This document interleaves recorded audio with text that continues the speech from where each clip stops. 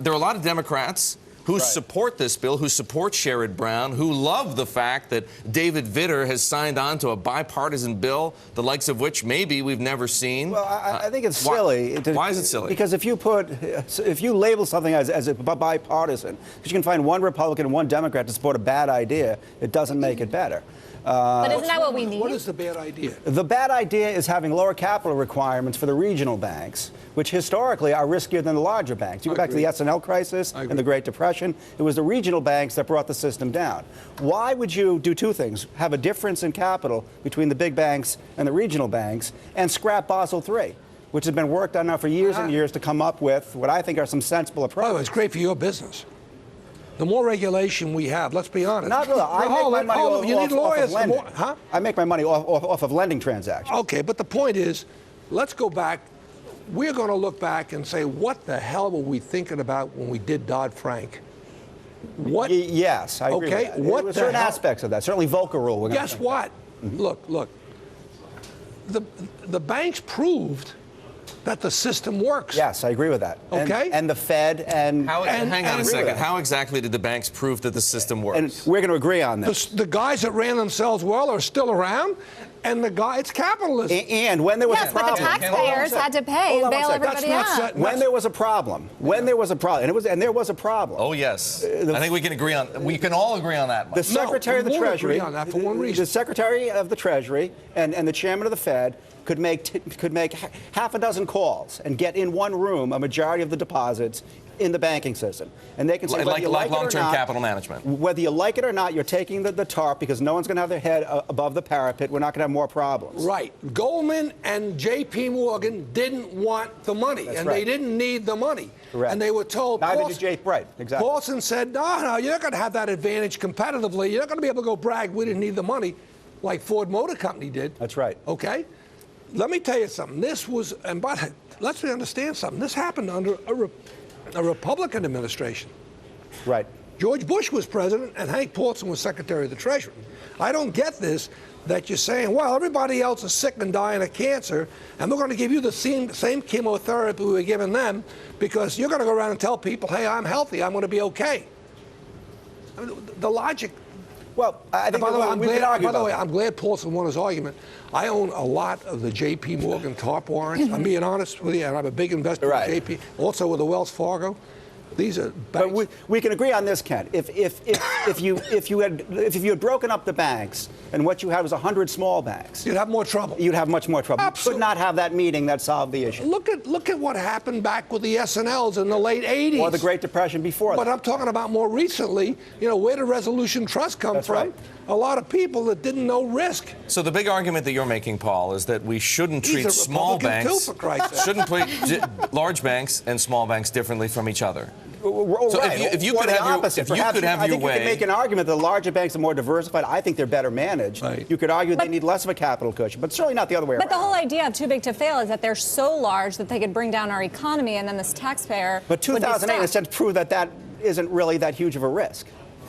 Isn't that huge of a risk? We wouldn't be where we are today with a Fed on trillions of dollars on its balance sheet, with the European government, the European Central Bank having to put LTRO in place, with the European economy still flat on its back. I think some people would argue that we wouldn't be here if that didn't happen. You have to start from the premise that there will be banking bubbles and credit bubbles throughout history. History has. You're never going to stop that. You're never going to stop that. We shouldn't be trying to mitigate. No, because guess what? The halo effect is alive and well in banks. Right. Let me tell you something. The one thing I know every single morning when I wake up, every single morning, that whatever I'm involved in, it's entirely possible that if I do some stupid things or make some bad decisions, I can go broke. Right. That's a powerful force to be reasonable and rational. Right. I think Whale last year, you know what that did for me? It proved to me what a great bank Jamie runs. He still had record earnings. Absolutely. What the? I can say it. They can't. Jamie Dimon was 100% right. It was a tempest in a teapot. It was a media event but now he's and a being political punished, event. so he's not saying it. I'm saying These guys ought to worry about important things. That Right. loss, they proved in the context of a blunder. Here's the mistake that Bush made. You sure you're not a Republican? Now, come on. He'll throw a didn't coming out do- party for you. He didn't do it. I guess This is a process. You're in. I to the got 21 two today. Club. You can have a party. Hey, I got two Conversion, today. conversion on the road to Damascus happening right here on You Set of wanna Market know why? Makers. You want to know why? Because Republicans preach common sense. That's why, and they're agreeing with it. The mistake that Bush made was not doing what Roosevelt did when he bailed out the banks, which is to have a fireside chat or press conference every week explaining why you're doing it. Right. You did not have a public relations campaign that made it effective and understandable by the common man. And by the way, economics was not George Bush's strong suit. Right. Ken, you mentioned J.P. Morgan, and you were praising Jamie Dimon. I love Jamie. So does that mean As that a person, I know him well personally. I love him, and he's probably the finest CEO across any business in America in the world. So should he be able to keep his role as CEO and chairman? Absolutely not. This is nuts. Oh, no, you think... Why- Wait. Hang on. He should be both, or should He should be both. I Yeah. agree with that. Let me tell you something. Go to Europe where they'd split them up. Yeah, it's a disaster. Well, no, not only that, where are the results? Yeah. Where are the economic results? By the way, this whole nonsense of governance is a lot of horse feathers to me. I want guys on my board, or a woman on my board, that's going to hold me accountable for cost, market growth, treating our people right, taking care of our responsibilities in a society. But how do you hold yourself accountable? If you're the chairman and the CEO at the same time... I don't have to. I got 9 people in a room, or 7 or 5, whatever the number is, that they'll fire me if I do the wrong thing. The problem you got is, here's a dark secret. We're paying directors today so much money in America, they're not independent anymore. now there's a good... Now, how much should they be paid, Ken? How much should a director be paid? You can't pay him enough money. You can't for the pay them responsibility. I'm not saying that. See, first of all, I'm a serial overpayer. Ask Elliot Spitzer. That's why he came after me. Okay? By the way, I won. I want you to know that. I beat him bad. Okay? Look. It's not a question of how much you pay them. It's a question of their motives. I believe every single director, if they sign on, doesn't get any money. The money you agree to pay them goes towards buying stock until they have a certain amount of money invested in that company. They get no cash fees out of it. What do you... I think it's an interesting idea. Hold it. I have a policy, which, by the way, has worked wonderfully for me. I wouldn't go on a board unless I was willing to invest a certain amount of money. Thank God I did. Look at Yum Brands. Right. One of my best investments in 15 years, and it worked out. Same with Jamie. When Jamie went on the board with me, we went on the Yum together.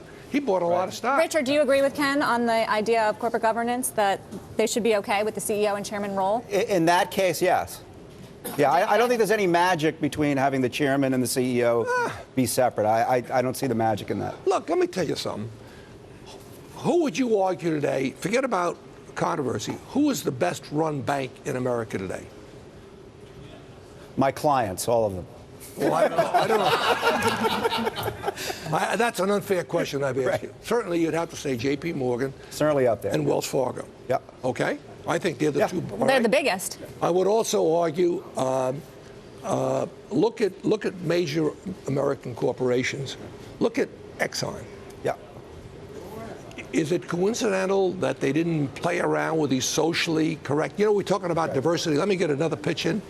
It's all wonderful. Everybody wants diversity, and I'm all for it. But let's make sure in our universities we have intellectual diversity, so we teach our kids how to think and consider both sides of an argument, not one. But that's that little pitch. But let me go back. How do you explain how well run? Frank Blake is the chairman and CEO of Home Depot. I don't think there's anybody in America today that wouldn't argue that Frank Blake arguably is the best CEO and chairman in all the retail. Well, look, and you also have audit committees and compensation committees that are majority. It's when they don't do their work. When they don't do their work. That's where the problem is. Look, the best compliment I ever got when I was on a corporate board, unnamed, and the chairman came to me and said, "You know why I like you on my board?" I said, "Why?" He said, "I know if I screw up, you'll have no trouble raising your hand and saying I should be fired." Okay, well, that's you, Ken. What about all the other directors? Well, if you haven't got that courage, you shouldn't be on the board. You have no prayer to begin with. That's your biggest job. Your biggest single job is saying, do we have the right guy or the right gal? Ken, the problem is many, if not most, directors on corporate boards in America aren't Ken Langone. No, right? No. We've now applied social engineering Hang on a second. The shareholders vote the directors in. So what? They As a haven't got a practical choice. matter, Get out of here. They give whoever you. goes before Maybe the they have no nominating choice. committee, Why do they have no choice? Well, They have as a no choice practical- because the management decides what the slate of You directors know is. all these state The funds. CEO That's true. who might also be the chairman. You know all Okay, these. oh, hang on. By the way, we're about to go into overtime, so I want you to know right now. I guess you got to score a we're goal. going to a high. Look. These state funds are all. They're now. By the way, I made the hit list because I'm on something called Students First. I saw that in the paper the other day. Yeah, that's I getting wear that lot as a badge of honor. Why am I for Students First? Because education is all about educating kids, not the teachers. But let me say something. The measure by which you pick somebody to run your money should be how well they do with that money, assuming they do everything honorably and ethically. Correct. Okay?